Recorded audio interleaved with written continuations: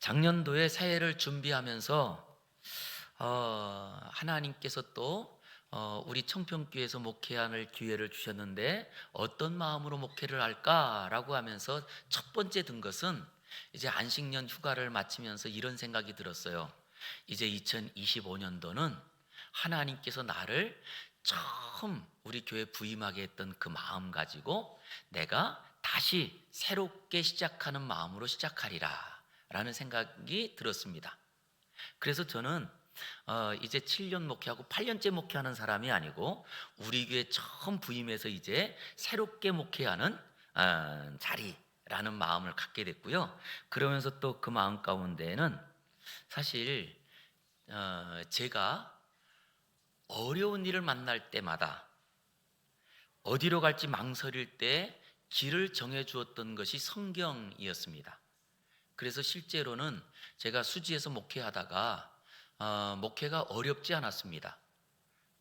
그리고 참 목회가 재미있었습니다. 그럼에도 불구하고 또 하나님께 기도하는 기도가 있었는데, 하나님, 내가 이곳에서 계속 은퇴할까지 목회해야 될까요? 라고 기도하던 중에 그때 마침 제 친한 친구인데 우리 교회 오래 섬겼던 이용원 목사가 제 아주 친한 친구예요.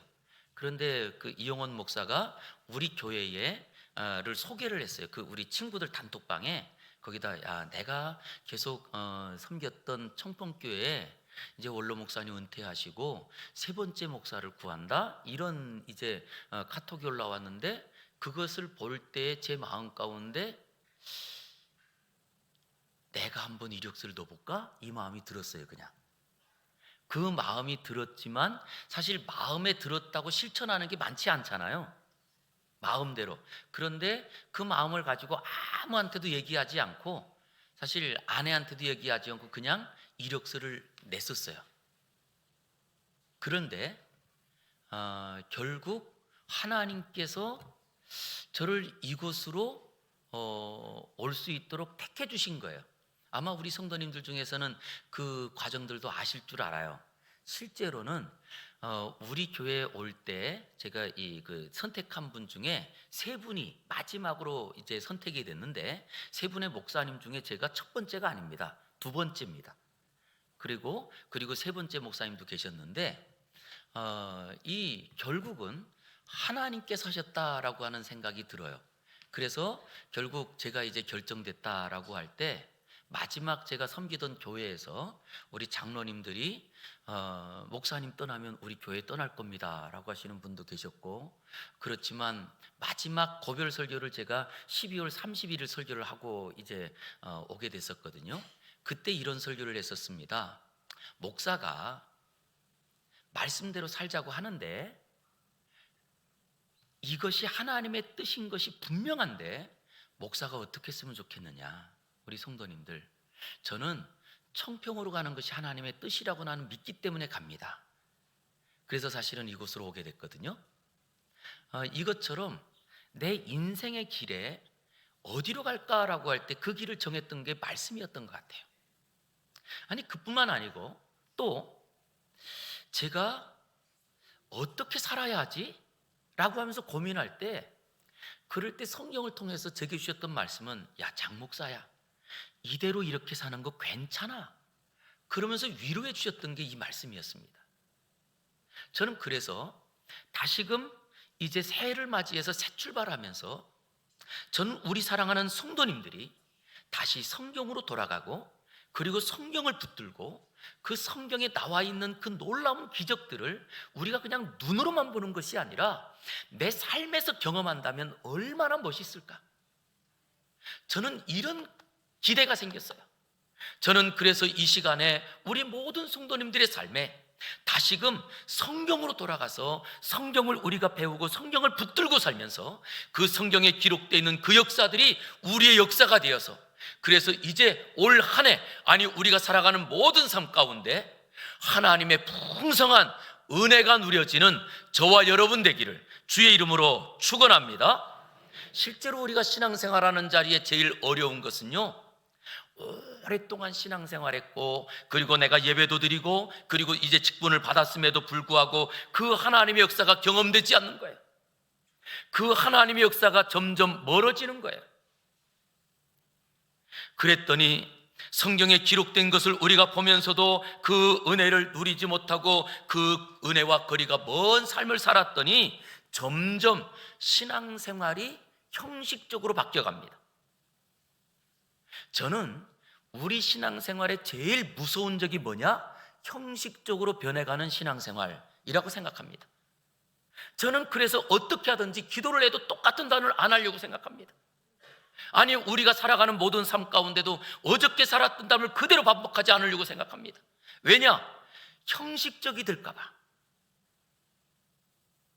저는 우리 다시 한번 성도님들이 이 땅을 살아가면서 우리의 삶에 예배를 드리는 것이 취미생활처럼 변해버리고, 아니, 우리가 신앙생활하는 것이 선택해도 되는 것처럼, 이것은 내가 하고 저것은 내가 안 해도 되는 것처럼 우리의 삶이 변해갔더니 점점 그 은혜와 능력들을 잃어버리는 거예요.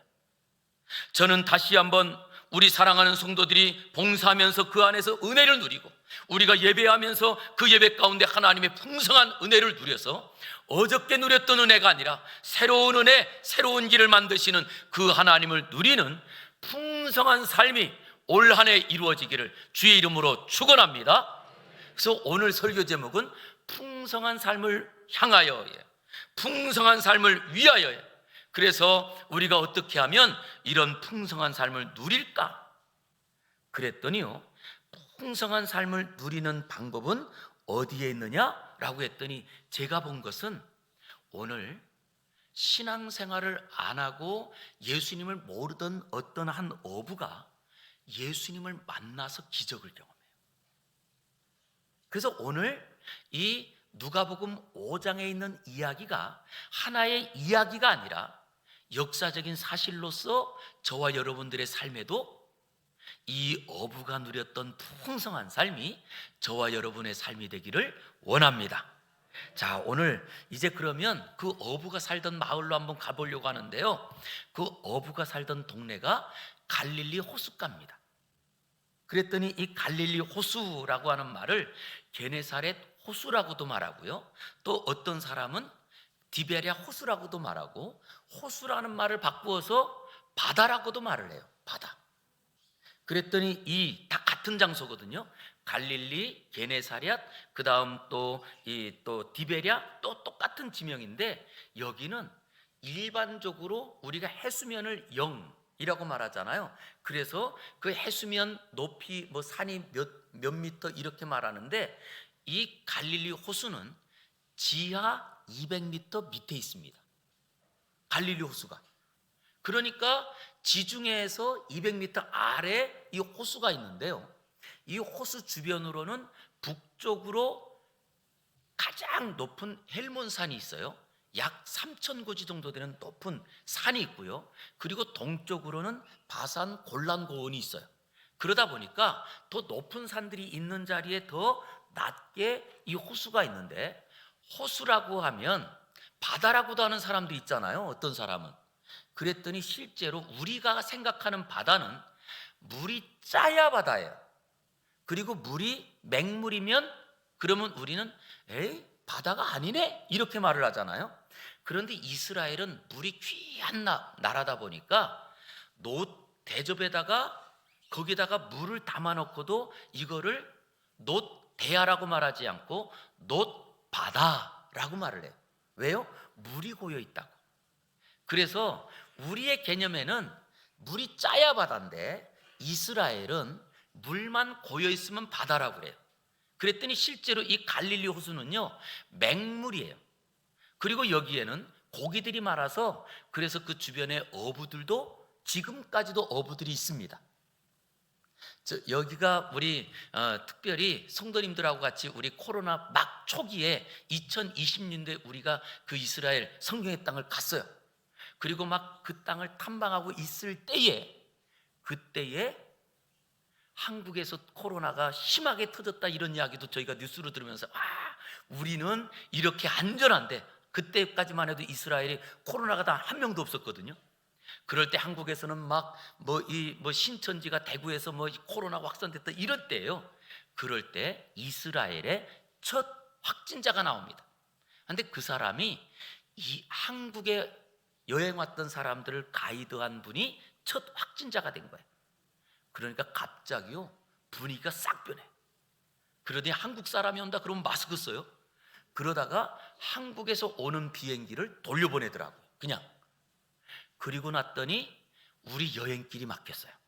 우리 그때 여행하던 분들이 이제 중부 지역과 남부 지역을 다 돌고 바로 이제 거기서 잠을 자고 다음날 북쪽으로 가려고 했거든요. 그런데 그 여행길이 막힌 거예요. 그래서 안타깝게도 이 갈릴리 북쪽 지역은 우리가 못 보고 왔거든요.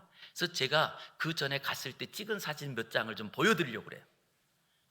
이 사진이 이제 지금 서쪽에 나사렛이라고 하는 예수님 어릴 때 자랐던 마을에서부터 그 갈릴리 호수로 내려가는데 어떠세요 여러분? 지금 내려가고 있죠? 아까 말한 대로 이 갈릴리 호수가 지하 200m 밑에요. 그래서 내려갑니다. 그 다음 한 장 또 보여주세요. 어때요 여러분? 굉장히 아름답죠?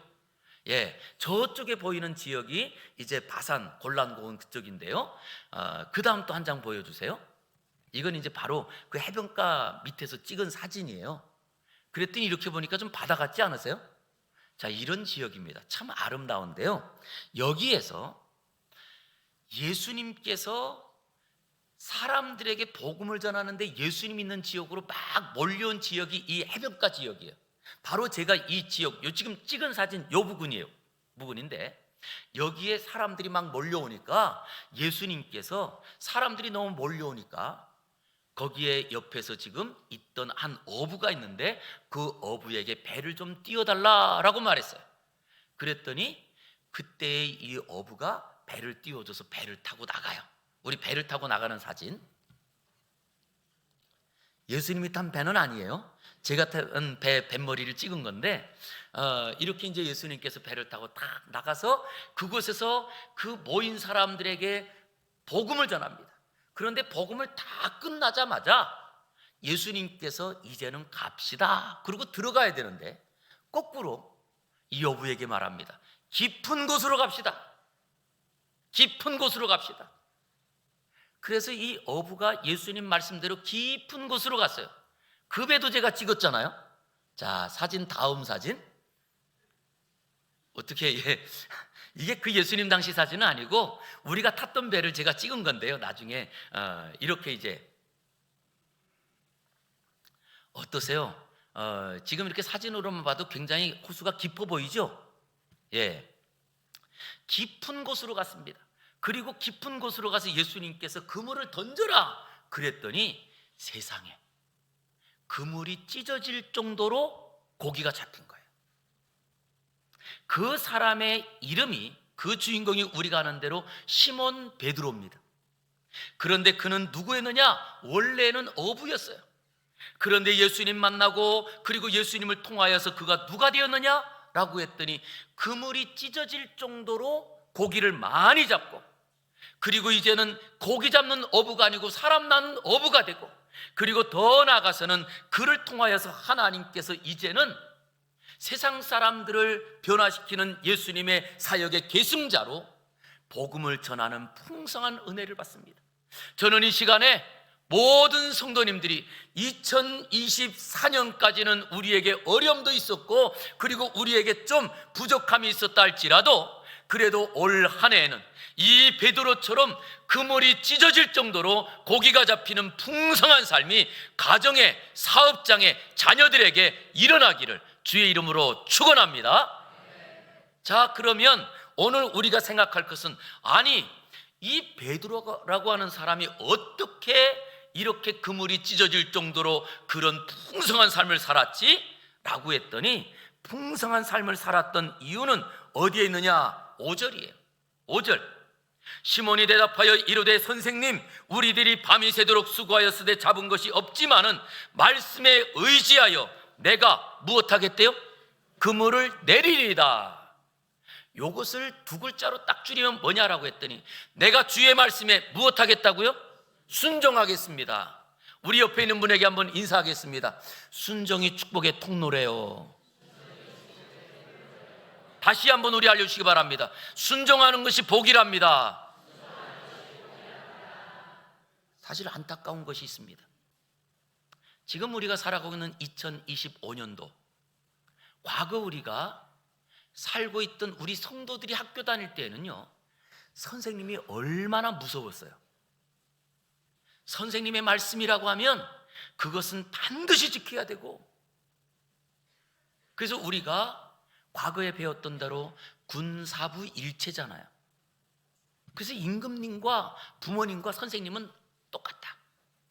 어떻게 지금도 그렇게 생각하시나요? 우리 여기에 지금 청년들도 있지만 우리 학생들은 지금 중고등부를 되려는데, 지금은요 우리 경기도 같은 경우는 중학교 고등학교 때부터 아이들이 뭘 하냐면요, 선생님이 가르치고 난 다음에 선생님에 대한 평가를 해요. 한데 그 평가가 선생님들의 진급의 점수가 됩니다. 그럼 여러분, 우리 선생님들이 아이들을 엄하게 가르칠 수 있을 것 같아요? 눈치 봐야 돼요. 제가 대학교에서 가르치는데, 이제 대학교는 벌써 오래됐습니다. 이제는요 그게 완전히 정착돼서 대학교에서는 학생들이 자기 성적을 보려면 반드시 뭐 해야 되냐 하면 교수에 대한 평가를 해야지만 자기 성적을 열람할 수가 있어요. 그런데 그 평가에 대한 것도 2번이나 해요. 한 번 하지 않고 2번이나 합니다. 그러다 보니까 이제는요 교수들이 학생들에게 눈치를 봐야 되는 이런 교육을 해요. 학생들이 싫어요 그러면 교수가 못 가르쳐요. 왜? 싫다고 하는 거 가르쳤다가는 이거는 내 앞길이 어려워지니까. 이미 우리는 제도상으로 순종하는 것이 안 되는 교육 방법을 이미 우리가 하고 있습니다. 그런데 그것이 교육 방법뿐만 아니고 우리 부모님들이 자녀들을 가르치면서 그런 말 합니다. 이제는 어른들이 뭐라고 해도 그 어른들이 하는 말 따라가는 게 아니야. 이게 이미 여러분, 그래서 모르는 사람이 나에게 뭐라고 하면 따라가지 마, 이렇게 가르치죠. 우리 이게 굉장히 중요합니다. 왜? 요즘은 유괴하는 일도 많고 잘못된 일이 너무나 많기 때문에. 그러면서 또 부모님들이 한 가지 더 말해요. 이제는 내가 생각해가지고 내가 좋을 대로 해. 네가 생각해서 좋은 거라는 거예요. 이것이 교육 방법입니다. 그런데 그것이 우리에게 점점 익숙해지다 보니까 신앙생활도 마찬가지입니다. 우리가 신앙생활하고 오늘도 예배드리는 이유가 나의 기쁨을 위한 것으로 바뀌어버려요.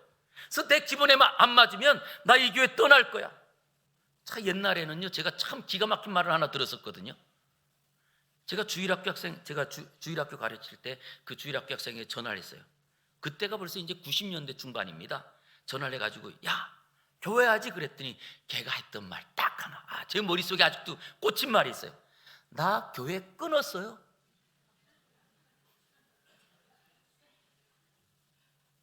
그게 어떤 말이에요? 이미 아이들이 어디서 연습을 했느냐? 학원에서 연습이 된 거예요. 학원에서. 그랬더니 학원에 선생님이 마음에 안 들고 아니면 이 학원이 마음에 안 들고 그러면 끊잖아요.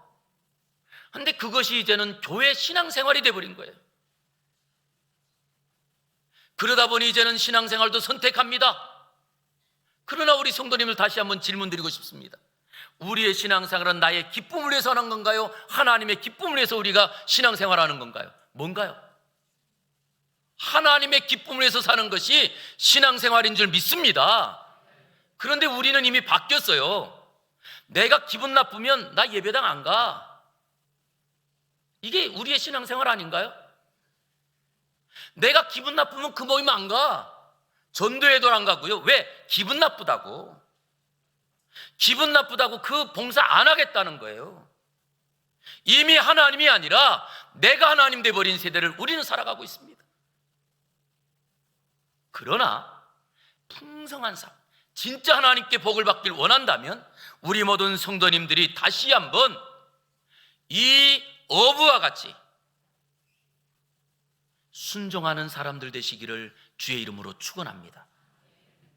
그랬더니 성경의 순종이 얼마나 중요한지, 이 순종의 이야기를 하나님께서 처음 사람을 지었을 때 아담과 하와에게 에덴 동산에서, 그 동산에 있는 모든 실과는 내가 임의로 다 먹을 수 있지만 그러나 동산 중앙의 선과 악을 알게 하는 나무의 이 열매는 먹지 말라. 이것을 먹는 날에는 반드시 죽으리라. 하나님께서 말씀하신 이유는 그 사람이 순종하는지 안 하는지 보기 위한 하나님의 방법이에요. 창세기뿐만 아니고 사무엘 선지자를 통하여 우리에게 또 알려주십니다. 하나님께서 원하시는 것은 순종, 황소의 기름이 아니라 순종이라는 것을. 그리고 예수님께서 이 땅에 오셔서 마지막 십자가 지기 전에 마지막으로 기도합니다. 아버지, 할 수만 있거든 이 잔을 내게서 옮겨주시옵소서. 그러나 나의 뜻대로 마시고 아버지의 뜻대로 하옵소서. 그 순종이 십자가가 된 거예요.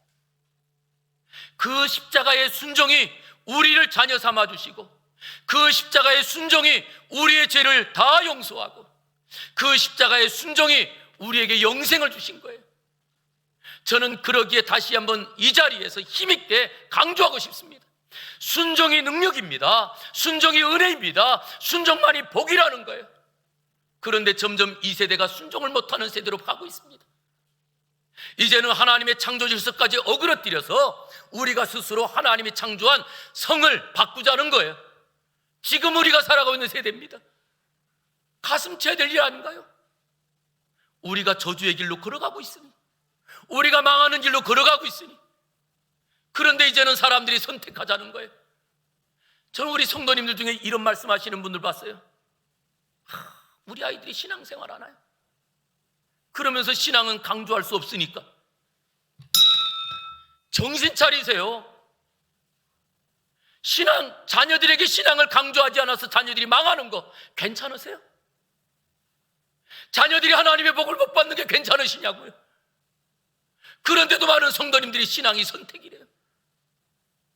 어디서 배우셨습니까? 성경에서는요, 하나님 떠나는 건 저주래요. 순종을 배우지 못하면 그 사람은 망한답니다. 그런데도 점점 신앙도 순종하는 것이 이상한 것처럼, 그래서 점점 우리의 삶들의 능력을 잃어버리고 이제는 종교생활로 변해버리는 것이 우리의 신앙생활이 됐습니다. 저는 다시 한번 하나님께서 우리에게 철저하게 원하셨던 그 순종을 배워서 하나님의 은혜를 누리고 하나님의 풍성한 은혜를 날마다 누리면서 춤추는 저와 여러분 되기를 주의 이름으로 축원합니다. 자, 그러면 이 순종을 어떻게 배우죠? 그랬더니 오늘 본문에 보니까 베드로가 어떻게 순종했느냐라고 했더니 오늘 본문 5절에 이렇게 말씀하는 거예요. 우리 같이 한번 읽어보겠습니다. 다시 한번 읽습니다. 시작. 시몬이 대답하여 이르되 선생님, 우리들이 밤이 새도록 수고하였으되 잡은 것이 없지만은 말씀에 의지하여 내가 그물을 내리리이다 하고. 여기에 보았더니 이 베드로가 어떻게 순종하느냐라고 했더니 자기의 가지고 있는 상식과 경험을 초월하여 순종합니다. 자기의 상식, 자기의 경험이 있어요. 그게 뭐냐라고 했더니 이 베드로는요, 태어날 때부터 바닷가에서 자란 사람이에요. 이래봬도 저도 태어날 때부터 바닷가에서 자란 사람이거든요. 근데 그 바다가 다른 바다지만, 그런데 바닷가에 사는 사람들은 무엇을 잘하느냐? 물고기를 잡는 것을 아무래도 다른 사람보다는 조금 더 잘하지 않을까요? 그런데 안타깝게도 저는 바닷가에서 자라긴 했지만 제 바로 위에 있는 형이 바닷가에서 6살 때 바닷가에 빠져 죽어요. 그래서 부모님이 저는 바닷가에 가지 못하게 해가지고 고기 잡는 법을 몰라요. 근데 뭘 잘하느냐? 먹는 건 잘해요. 근데 이것처럼 사실은 이 베드로는요, 베드로의 집이 어디 있냐 하면 이 나사렛에 가보면, 그 갈릴리 가버나움이란 마을에 가보면 그 성전 바로 앞에 베드로 집이 있어요. 근데 이 베드로 집이 바닷가에서 멀지 않아요. 이걸 보니까 베드로는 어릴 적부터 바닷가에서 잔뼈가 굵은 사람이에요. 그러다 보니 그는 그렇게 어렸을 때 잔뼈를 굵고 지금은 어부가 되어서 지금까지 고기를 잡고 이 동네를 떠나지 않았다고 하면 누구보다도 고기 잡는 데는 전문가 아닐까요? 누구보다도. 그런데 여러분, 민물하고 그리고 바닷물 고기하고는 물고기가 있는 곳이 좀 다릅니다. 그랬더니 실질적으로 그 바닷가에는요, 고기들이 뭐 이 얕은 곳에서 이제 파다치는 곳에 있기도 하지만 큰 고기들은 보통 좀 큰 물에 있잖아요. 그런데 민물고기들은 먹이를 찾아서 다니다 보니까 일반적으로 수초가 있는 곳에 있어요. 그럼 수초가 있는 곳은 낮은 곳이에요? 깊은 곳이에요? 낮은 곳입니다. 그리고 그 다음에 또 이 갈릴리 호숫가는 좀 특징이 있는데, 물고기들이 보통 물이 잔잔할 때는 물고기도 대부분 좀 쉬거나 잔대요. 그러다가 물이 동할 때 그때 물고기들도 움직인다는 거예요. 그럴 때 이 갈릴리 호숫가는요, 아침 해가 뜰 때 기압골이 좀 바뀌면서 물결이 있어요. 그리고 또 해가 질 때에 물결이 있어요. 그렇기 때문에 실질적으로 여기에는 지금 예수님께서 아침이 지나고 사람들이 와가지고 다 지금 말씀을 전하다 보면 아무래도 뭐 10시부터 말씀을 전했다도 한 2시간 정도 전했으면 12시 정도 되지 않았을까요? 그럼 이때에는요, 이스라엘은요 12시 정도 됐을 때는 너무 뜨거워가지고 일을 하지 않는 때예요. 그럼 일도 하지 않고 뜨거운 이런 바람도 불지 않으면 그때는 어부들도 일을 하지 않고 쉴 때인데, 예수님께서 뭐라고 하시느냐? 깊은 곳으로 가라. 그러더니 깊은 곳에서 뭐라고 그래요? 그물을 거기에다 던지라는 거예요. 자, 물고기 잡는 것은 베드로가 전문가입니다. 그러면 베드로가 그때 뭐라고 그럴까요? 아이고, 예수님, 제가 고기 잡는 건 잘 알아요. 지금은 던져도 안 돼요. 무엇 가지고 하는 거예요? 상식 가지고. 무엇 가지고 말하는 거예요? 경험 가지고. 저는 우리 성도님들 중에 그런 분들 봐요. 아이고, 목사님, 그거는 목사님한테만 해당되지요. 나는 아니요.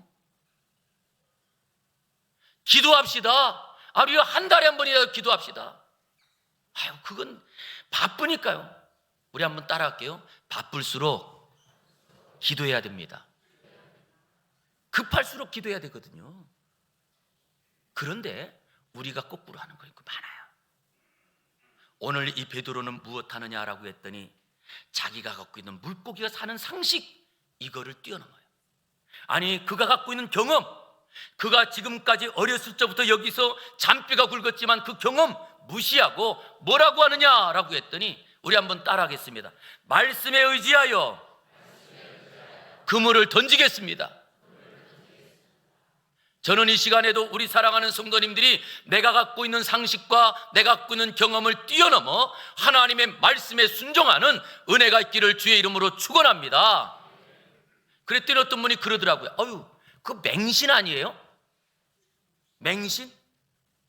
그래서 우리 모든 분들이 뭐라고 하느냐, 신앙생활 할 때도 상식적인 신앙생활 한다는 거예요. 상식적인 신앙생활.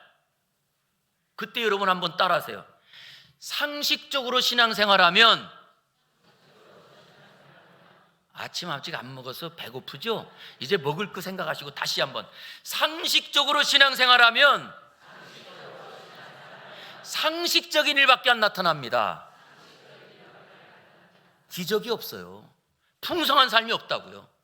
그런데 상식적으로 신앙생활하면요, 그냥 상식적인 일만 나타나는 게 아니에요. 다시 한번요. 상식적으로 신앙생활하면 식상한 일만 일어납니다. 이해가 되세요? 기대할 일이 안 일어나는 거예요. 왜 내 삶에 기대가 사라지고 기도가 사라지고 하나님 말씀을 들으면서도 기도하는 일이 사라졌는가? 이유는 딱 하나예요. 식상해버린 거예요. 무엇이에요? 신앙생활이. 이런 분들이 너무나 많습니다. 저도 어릴 적부터 신앙생활했어요. 그런데 참 지금도 우리 가평에 있는 목사님들이 저를 보면서 그런 말씀하시더라고요. 목사님은 가만히 있으면 이상하대. 이거 목사님들이 그러시더라고요. 그러면서 그 어떤 분은 또 그러시더라고요. 나는 장 목사님이 장로교 목사인 게 신기하대. 왜 장로교 목사는 좀 근엄하고 좀 가만히 있어야 되나 봐요.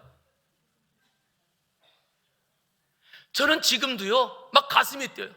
무엇에 가슴이 뛰냐? 내가 지금까지 살아온 것이 아닌 바꾸는 게 얼마나 감사한지. 왜? 제가 만약에 진짜 상식적으로 살아서 제가 백령도에서 있었는데, 백령도에 제가 11대 손인데, 그러면 상식적으로 생각하면 어디 살아야 돼요? 백령도 살아야죠. 그랬으면 저는 이런 하나님의 은혜를 경험하지 못했을 거예요. 저는 그러기에 이 시간 우리 사랑하는 성도님들이 2025년을 시작하면서 내가 지금까지 갖고 있었던 상식과, 아니 내가 지금까지 갖고 있었던 모든 경험들을 뛰어넘어 다시 한번 말씀에 근거한 순종하시기를 주의 이름으로 축원합니다. 여기에 그물이 찢어질 정도로 고기가 잡히는 은혜가 있더라는 거예요. 아니 베드로의 순종은 어떤 순종이냐라고 했더니, 그 베드로는 어떤 순종하느냐? 5절에 보니까 이렇게 말합니다. 베드로가 하는 말 보세요. 선생님, 우리들이 밤이 새도록 무엇했대요? 수고했는데 어떻게 됐대요? 잡은 것이 없어요. 그런데 이 금을 던져야 될까요? 어떻게? 이 금을 던져야 될까요? 아니요, 이 말이에요. 우리가 지금까지 신앙생활을 하나님, 목사님, 내가 기적을 한 번도 경험한 적이 없는데 그래도 기도해야 될까요? 내가 하나님의 능력을 경험하지 못했는데 내가 그래도 하나님 말씀 따라 뭔가를 바꾸고 살아야 될까요? 그럴 때 저는 자신 있게 말합니다. 네, 바뀌어야 살. 왜냐? 오늘 이 베드로는요, 어떻게 수고했느냐라고 했더니, 오늘 밤이 새도록 수고했다는 것의 이 역사적인 근거를 보면, 일반적으로 제가 학생 때도 가가지고 일할 때 어떻게 일했냐 하면, 학생 때 이스라엘 가가지고 이제 그때는 볼런티어로 가가지고 2달 동안 일을 했었거든요. 그럴 때 일할 때 보면 12시까지 일해요. 아침 6시부터 12시까지 일하고는 다 쉬어요. 그럼 12시에 딱 점심 먹고 그때부터 쉬거든요. 그리고 일을 안 해요. 그러니까 하루 일과는 12시에 끝나는 거예요. 정오 12시에. 그 다음 공무원들도 다 쉬다가 해가 질녘이 되면 잠깐 문을 열었다가 관공서도 문을 닫아요. 그러니까 이스라엘은 낮 시간에는 일을 안 하는 거예요. 그럼 이 어부였던 베드로가 언제부터 일했느냐라고 했더니, 저녁 해질 무렵에 막 바람이 불고 이때에 가가지고 고기를 그물질을 했어요. 그런데 밤새 허탕을 치고 나니 집에 돌아갈 마음이 안 생겨. 면목이 없어. 그래서 밤새도록 그물질하면서, 그래 아침에 새벽에 또 해가 뜰 때 그때 또 다시금 바람이 부니까 그때까지 고기를 잡아보자. 그러면서 밤새 고기를 잡은 거예요. 그리고 해가 떠서 막 풍랑이 일 때도 그물질했는데도 한 마리 잡지 못한 거예요. 밤샌 거예요. 그러고 나면 어부들이 집에 돌아와서 해야 될, 집에 들어가기 전에 내일을 위해서 해야 될 일이 있어요. 뭐를 해야 되죠? 그물을 정리해놔야 다시 나갈 거 아니에요. 그래서 그물을 정리하고 있던 채 같대요. 왜? 지금 이 어부들이 그 해변가에 있다가 예수님이 만났으니까. 그러니까 그물을 막 정리해가지고 다 이제 정리해놓고 집에 가려고 하는데, 예수님이 저 실례하지만 이 배 좀 띄워주세요. 그래서 배를 띄워가지고 그 배에서 예수님이 설교할 때 그 설교를 듣고 있지 않았을까요? 그러면서 베드로의 마음 가운데는 왜 안 끝나? 이제는 끝날 때 됐을 것 같은데. 그러다가 끝난 거예요. 끝나고 나니까 뭐 해야 돼요? 빨리 가자. 오늘도 아마 지금 시계 보면서 아유 벌써 12시가 지났네? 뭐 이런 분들이 계시지 않을까요? 그럴 때 끝나면, 그래서 빨리 가자 그러면서 끝나서 이제 들어가려고 하는데, 예수님 배를 깊은 데로 좀 갑시다. 예? 깊은 데로요? 그러면서 갔단 말이에요. 여기까지도 할 것 같아. 그런데 깊은 데로 가자마자 뭐라고 하느냐? 여기에 그물을 던집시다. 예? 이거 그물 던지고 나면 나 집에 가요 못 가요? 다시 그물 걷어가지고 거기에 걸린 거 정리하고 그러고 들어가야 되는데, 예? 이 말이에요. 지금 이 말은 정말 하기 싫은 거예요. 그냥 하기 싫은 게 아니고 어떻게 하기 싫다고요? 진짜 하기 싫은 거예요. 아마 우리가 신앙생활 할 때에도 이런 경우들이 있습니다. 막 올해 내가 이 사명 받았으니까 그래도 연말까지는 해야지. 그런데도 불구하고 연말 딱 끝나마자 저 먼저 안 할래요. 눈치도 안 봐 막. 뭐 그런 분이 계신가요? 그러면서 그럴 때 예수님께서 하시는 말씀이 뭐래? 내년에도 하자. 그럼 뭐라고 할까요? 예? 또요? 이런 자리예요. 우리 한번 따라하겠습니다. 베드로의 순종은 진짜 하기 싫은데 말씀에 순종한 겁니다. 저는 우리 사랑하는 성도님들에게 이런 순종의 은혜가 있기를 주의 이름으로 축원합니다. 아멘 하셨어요? 진짜 하기 싫을 자리에 순종하세요. 왜 그러냐 하면 그 뒤에 있는 말 때문에 그래요. 우리 한번 7절 읽어보겠습니다. 죄송합니다. 6절 시작. 회안이 고기를 잡은 것이 심이 많아 그 물이 찢어지는지라. 할렐루야. 어떻게 했다고요? 그렇게 하니. 앞에는 뭐가 있었어요? 자기의 상식과 맞지 않고 자기의 경험하고도 틀리고, 그리고 지금 내 몸은 상식도 맞고 경험이 맞는다 할지라도 내 몸이 지금 막 녹아져 내려가는데 밤새도록 고기 잡았죠. 허탕쳐서 이제 들어가야 되는데, 그런데도 불구하고 말씀에 의지하여 순종했더라는 거예요. 그러려면 뭐가 돼야 되느냐? 아주 중요한 게 있습니다. 경험보다 말씀이 커야 되는 거예요. 내 상식보다 말씀이 더 커야 되는 거예요. 내 육신의 피곤함보다 말씀이 더 우리에게 귀중해지면 그러면 순종합니다. 우리가 순종하지 못하는 이유, 상식에 밀리기 때문에 그래요. 뭐가요? 말씀이 상식보다 약해. 내 경험보다도 말씀의 능력이 없어요. 무엇보다도 내 육신보다 말씀이 약한 거예요. 그랬더니 순종을 못하는 거예요. 저는 올 한 해 이제 시작하면서 다시 한번 말씀이 내 경험보다 크고 내 상식보다 크고 내 어떤 육신의 형편보다 말씀이 훨씬 커지는 은혜가 있기를 주의 이름으로 축원합니다. 그랬더니 참 그것이 무엇을 했느냐? 그 말씀에 의지하여. 그래서 베드로가 하는 말이 그거잖아요. 내 상식하고도 안 맞고 내 경험하고도 안 맞고 내가 지금 이렇게 피곤하지만 그러나 말씀에 의지하여 그물을 던지겠습니다. 그리고는 말만 하지 않고 그물을 던졌더니 그물이 찢어질 정도로 고기가 잡혔더라. 할렐루야. 우리에게도 이런 은혜가 있어서 가정에서도 우리가 말씀에 의지하여 우리가 순종함으로 가정 안에 경제적인 은혜가 넘치고 질병이 치료되고 우리의 문제가 해결되는 은혜가 있기를 주의 이름으로 축원합니다. 그랬더니 이 베드로가요, 어떤 사람이 됐죠? 태어나면서부터 어부였던 그 사람이 이제는 그 풍성한 수확 하나로 인하여 누가 되느냐? 이제는 물고기 잡는 어부가 아니고 사람 낚는 어부가 돼요. 그뿐만 아니고 이제는 이 베드로가 예수님께서 부활하고 승천한 자리에 예수님의 사역을 계승하여서 교회를 세우는 기둥이 됩니다. 그리고 이 베드로가 이제는 어디요? 자기의 지역을 넘어 유대인으로서 이방인보다 더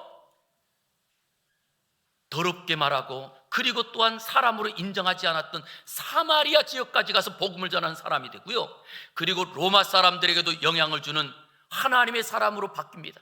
마지막에는 예수님처럼 십자가에서 마지막 순교하면서 복음의 역사를 증거하는 믿음의 영웅이 돼요. 무엇 하나가요? 이 한 번의 순종으로. 우리 한번 우리 옆에 있는 분에게 꼭 알려주세요. 한 번의 순종이 중요하답니다. 한 번의 순종이. 우리 몇 번 하지 말고 딱 한 번만 하자고요. 한 번. 그랬더니 왜 한 번의 순종이 중요하냐? 이 한 번의 순종이 제자가 됐죠. 이 한 번의 순종이 그물이 찢어질 정도로 고기를 잡죠. 이 한 번의 순종으로 결국 그는 예수님의 제자 중에도 교회를 세우는 기둥이 됩니다. 한 번의 순종. 그랬더니 목사님, 그럼 이제 한 번 순종한 게 끝났죠? 우리 성도님들 중에 어떤 분이 그러잖아요. 내가 작년에 순종했으니까. 여러분, 작년에 순종한 건 이미 없는 거잖아요. 예? 어저께 순종한 것도 이미 없는 거잖아요. 그랬더니 참 신기한 일이 있어요. 한 번의 순종이 두 번을 낳고 두 번의 순종이 세 번이 되고 세 번이 네 번이 되다 보니까 그게 순종이 습관이 돼. 그리고 순종이 습관이 되고 그 습관이 점점 커졌더니 그것이 인격이 되더라고요. 그리고 그 인격이 나의 신앙이 되더라고요. 저는 우리 모든 성도님들이 날마다 매일매일 우리의 다가오는 날은 매일매일 첫 시간이에요. 어저께 시간은 우리에게 없습니다.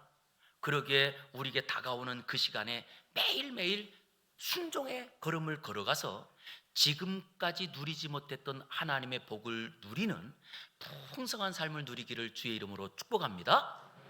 이렇게 하고 딱 맞추면 좋겠는데, 오늘은 뭐 회의도 없고 그러니까 조금만 더 드리면, 오늘 원로 목사님께서도 오셨지만 저도 원로 목사님 졸업한 신학교를 졸업했잖아요.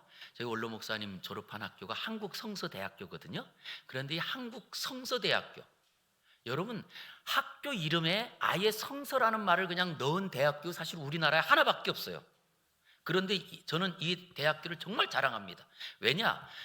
이 학교를 세운 초대 이 학장님이 강태국 박사님인데요. 강태국 목사님은 세문안교회, 이 광화문에 가면 있는 교회 있죠? 세문안교회 당회장 목사님이셨어요. 30대. 그런데 미국으로 유학을 갑니다. 그리고 미국으로 유학 갔다가 들어왔더니 이 교회가 나누어진 거예요. 그래서 그 나누어진 자리에 내가 어떻게 가냐, 하나가 되지 않으면 난 안 가. 그러면서 그 학교에서 가르쳤던 성서학교였어요. 그 성서학교만, 신학교만 가지고 나와서 신학교를 계속 이어갑니다. 그때에 지금까지는 1회부터는 그 성도들이 공부하다가 새롭게 입학생들을 받아가지고 졸업생을 냈는데, 목회자 졸업생을 낸 시작이 7회예요. 그 7회 졸업생이 원로 목사님인 거예요. 얼마나 대단한지 아시겠죠? 왜냐하면 제가 이렇게 좀 원로 목사님 계신데 좀 설명드리긴 그렇지만 제 선배님이니까, 사실 저희가 공부할 때 정말 왜냐, 그 7회 졸업생 분들 중에는 우리 원로 목사님도 군목으로 이제 예편하시가 중령 예편하셔가지고 우리 교단에 군목회를 만드신 분이거든요. 우리 교단 안에 군목회를 만드셨고, 그뿐만 아니고 우리 그때 동기 목사님들 중에는 진짜 우리 한국 교계에 정말 대단하고 이름을 낸 분들이 그 안에 많아요. 불과 몇 명이냐, 12명밖에 안 되는데. 한데 그 목사님이 처음, 이제 그 강태국 박사님이 그 학교를 시작해서 지금까지 60년 지나면서도 그 학교에 교훈이 변하지 않았어요. 그 교훈을 좀 제가 말씀드리려고 싶은 거예요. 제가 참 여기에 감동받았거든요. 저 첫 글자가 잘 안 보이잖아요. 이게 이 강태국 박사님이 이제 우리에게 알려준 교훈인데, 심는 거예요. 한 번 심는 거예요. 무엇이냐라고 했더니, 요거 깨끗이 한번 좀 보여주세요. 글씨를 한번 읽어보겠습니다. 시작. 당년에 거두려거든 곡초를 심고 10년에 거두려거든 나무를 심으라. 100년에 거두려거든 사람을 심고 영원히 거두려거든 복음을 심으라. 정말 감사한 것은 그 말씀을 가지고 이것을 가르치면서 그 안에서 첫 번째 나온 그 목사님들을 통하여 한국교회가 세워진 것처럼 이분의 마음 가운데 무엇만 심느냐, 오직 이 땅에서 복음을 심기만 하면 영원히 거둔다 라고 하는 것을 우리에게 얼마나 가르쳤는지 몰라요. 저도 그분을 통하여서 제가 이 공부하면서 제 마음 가운데 있는 딱 하나입니다. 복음을 심자. 이것이 오늘 이 표예요. 밑에 성경 한 권이면 우리 인생 충분하고 남습니다. 다른 게 필요한 게 없어요. 그러게 우리가 이 땅을 살아가면서 우리 사랑하는 부모님들, 이 자녀가 잘 될 수 있도록 학원 보내줘, 뭐 여러 가지 하죠. 아무것도 안 해도 오직 복음을 심기만 하면 이 자녀에게는 영원한 하나님의 은혜가 그 안에서 이루어지는 줄 믿습니다. 그런데 아무리 좋은 대학 가고 그리고 또한 출세했다 할지라도 복음이 심겨지지 않으면요, 불효자가 되더라고요. 나라 망치더라고요. 그래서 우리에게 가장 중요한 것이 하나 있습니다. 복음을 심는 겁니다. 언제요? 풍성한 삶을 거두려면. 저는 우리 사랑하는 성도님들이 다시 한번 올 한 해 다시 복음으로 돌아가서 이 복음을 심고 복음으로 살아서 베드로처럼 풍성한 은혜를 거두기를 주의 이름으로 축원합니다. 기도하겠습니다. 거룩하신 아버지 하나님, 감사합니다. 우리에게 다시 한번 풍성한 삶을 살길 원하여 베드로에게 주셨던 그 은혜를 우리가 듣게 하셨사오니 이제는 베드로처럼 순종하여 하나님의 복을 받는 우리 모두가 되게 하여 주시옵소서. 예수님 이름으로 기도 올리옵나이다. 아멘.